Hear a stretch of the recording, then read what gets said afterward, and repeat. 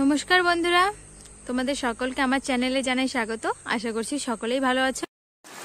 তোমাদের আশীর্বাদে আমিও আমার পরিবার সকলেই ভালো আছি।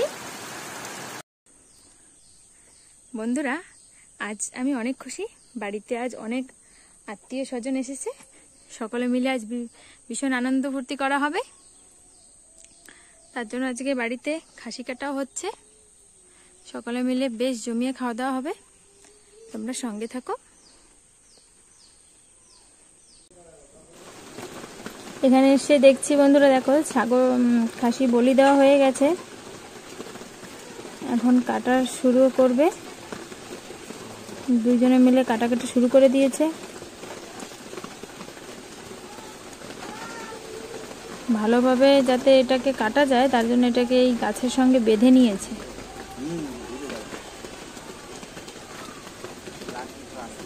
উপরের এই চামড়াটাকে ফেলে দিলে ফ্রেশ মাংস বেরিয়ে আসবে।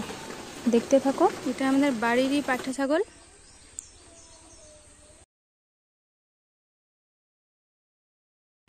আজ বাড়িতে একটা গোটা খাসি কাটা হচ্ছে। বন্ধুরা, বাড়িতে খাসি এরকমভাবে কাটলে কিন্তু একটা লাভ এটাই হয় যে সবাই নিজের মন মতো মাংস খেতে পারে। কেন পরিপূর্ণভাবে সবাই পাবে। কিনে আনলে তো অল্পই থাকে। দেখো, দাদু কাকু আর তোমাদের ভাই দুজনে মিলে খাসিটাকে কাটছে। দেখো কিরকম টেকনিক ইউজ করছে।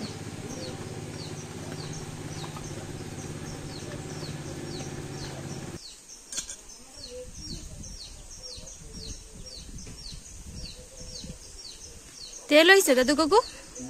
হ্যাঁ, তেল হয় না? ছোট না না বাচ্চা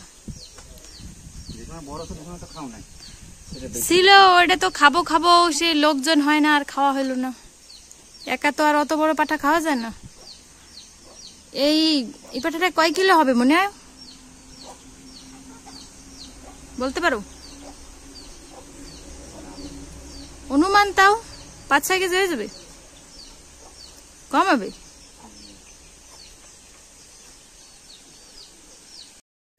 অনেকদিন ধরে বাড়িতে একটা খাসি কাটার প্ল্যানিং চলছিল, কিন্তু যেহেতু সবাই একসঙ্গে এক জায়গায় হয় না তাই খাওয়া হচ্ছিল না। কিন্তু আজ বাড়িতে সবাই আছে, পরিবারের সবাই আছে। এদিকে আমার ননদ, নন্দাই, ভাসুর, দেওর সবাই আছে। তাই আজই আমরা ভাবলাম এটা খাসিটা কাটা হোক বাড়িতে। আজ দুপুরে বাড়িতে জমিয়ে খাসির মাংস রান্নাও খাওয়া হবে। তোমরা থাকো আমাদের সঙ্গে। দেখো বন্ধুরা, খাসিটা পুরো ছাড়ানো হয়ে গেছে। এরপর এরা একটাকে পিস করে নেবে। দেখো এইভাবে কাটছে।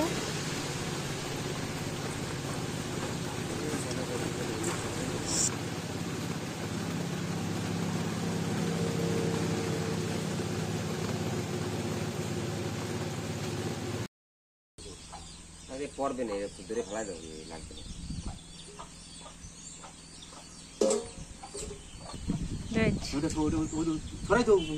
সরাই কোন যায় তো? এই যে তো বোট করি তো পরে যায় তো, এর উপরে তো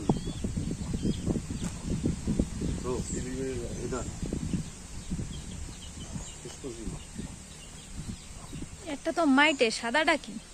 ওই যে লালটা সব কুচকুচি। ওরে, অত মোটা এটা এরম হয়? ওইটাই তো অক্সিজেন আমাকেও আছে, ওইটাই তো হওয়া। মুরগিটা এবার শিরা শিরা থাকে ওইয়ের ভিতরে।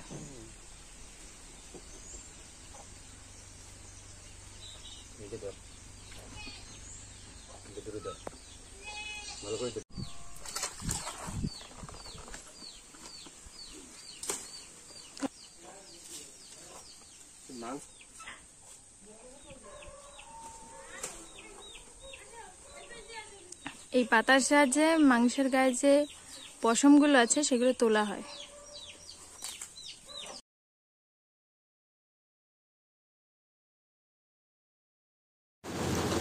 দাদু কাকু কিন্তু খুব দ্রুতই মাংসটাকে কেটে নিচ্ছে। দেখো কিভাবে ফটাফট এগুলো কাটা হয়ে যাচ্ছে। কাটার আগে মনে হচ্ছিল যে হয়তো 4-5 কেজিও মাংসটা হবে না, কিন্তু না, হয়ে যাবে। 5-6 কেজি তো এসেই যাবে মনে হচ্ছে। এই মাংস বিক্রি করা হবে না, ঘরেই খাওয়া হয়ে যাবে। আজ বাড়িতে সবাই মিলে খুব আনন্দ করে খাসির মাংস খাওয়া হবে। এদিকে পেঁয়াজ রসুন ছালা চলছে। এখন মাংসটা কেটে ঘরে নিয়ে গেলেই রান্নার দিকে এগিয়ে যেতে হবে। আবার তোমরা সঙ্গে থাকো, দেখো খুব জলদি এখন এটা হয়ে যাবে।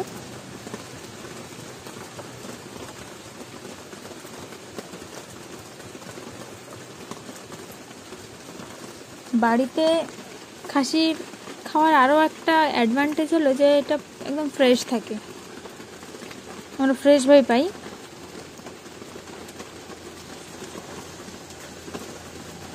মাথা কাটা হচ্ছে। বন্ধুরা মাংস কাটাকাটি কিন্তু প্রায় শেষের দিকে, সব মিলিয়ে 5-6 কেজি মাংস হয়ে যাবে। এখন এগুলো পিস করে কাটা হয়ে গেলেই চলে যাব রান্নার দিকে।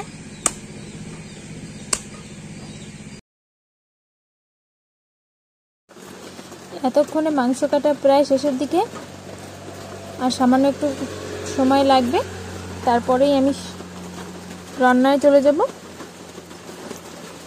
এখন প্রায় হয়ে গেছে, মাংসটা তৈরি হয়ে গেছে, কেটে রেডি হয়ে যাচ্ছে। বন্ধুরা দেখো মাংস কাটাকাটির পর্ব এখন শেষ হয়ে গেছে। আমি এখন মাংস নিয়ে চলে এসেছি রান্না করে। এখন রান্নাটা শুরু করব। এখানে আমি 2.5 কিলো মতো খাসির মাংস নিয়ে নিয়েছি। তার মধ্যে দিয়ে দিয়েছি আলু পেঁয়াজ কেটে রেখেছি। এখন এর মধ্যে দিয়ে দেবো পরিমাণ মতো নুন। আমি এই মাংসটার জন্য আমি এখন 3 থেকে 4 চামচ নুন ব্যবহার করছি, প্রয়োজনে আরও দেবো। আর নিয়ে নেব 4 চামচ হলুদ পাউডার, হলুদের গুঁড়ো। আর তার মধ্যে দিয়ে দেবো মিক্স মশলার গুঁড়ি 3 থেকে 4 চামচ। আর দিয়ে দিচ্ছি লাল মরিচের গুঁড়ি। আমাদের বাড়ি কিন্তু ঝালটা একটু বেশি, আর মাটনের ঝালটা একটু বেশিই লাগে, তাই এখানে আমি 4 থেকে 5 চামচ মতো লাল মরিচের গুঁড়ো দিয়ে দিচ্ছি। এবার এর মধ্যে দিয়ে দেবো 2 চামচ পরিমাণে গোলমরিচের গুঁড়ো। বন্ধুরা গোলমরিচে কিন্তু মাংসের দারুণ স্বাদ আনবে। আর দিয়ে দেবো গোটা গরম মশলা, তার মধ্যে তেজপাতা, দারচিনি, এলাচ, লবঙ্গ, শুকনো লঙ্কা থাকবে। আর দিয়ে দেবো 1/2 লিটার মতো সর্ষের তেল। সর্ষের তেলটা কিন্তু মাস্ট। এর মধ্যে দিয়ে দেবো 200 গ্রাম রসুন আর 100 গ্রাম আদার পেস্ট। সকল উপকরণ প্রথমে একটি খুন্তির সাহায্যে খুব ভালো করে একটু মিশিয়ে নেব। এইভাবে একটু মেশালে প্রথমে মশলাটা উপর নিচ করে নিতে ভালো হয়, সব জায়গায় সমান অনুপাতে মশলাটা পৌঁছে যায়। এইভাবে কিছুক্ষণ মিশিয়ে নিয়ে আমি আরও 10 মিনিট মতো মাংসটি হাত দিয়ে মেখে নেব। মাখাটা যত ভালো হবে, মনে রাখতে হবে রান্নাটা কিন্তু ততটাই ভালো হবে, কারণ যে কোনো রান্নায় ম্যারিনেশনটা কিন্তু খুব বেশি ইম্পর্টেন্ট। আমি দেখো সুন্দরভাবে মেখে নিচ্ছি মাংসটা। এইভাবে আমি সুন্দর করে মেখে নিয়ে মাংসটা ঢেকে রেখে দেবো আধা ঘন্টার জন্য। আধ ঘন্টা পরে ফিরে এলাম। এবার কড়াই বসিয়ে নিয়েছি। কড়াইয়ের মধ্যে দিয়ে দেবো 300 গ্রাম মতো সর্ষের তেল। তেল গরম হয়ে গেছে। এবার দিয়ে দেবো জিরে, গোটা জিরে। জিরে ভাজা ভাজা হয়ে গেলে তার মধ্যে অল্প অল্প করে মাংস দিয়ে দেবো। এইভাবে অল্প অল্প করে মাংসগুলো দিতে হবে।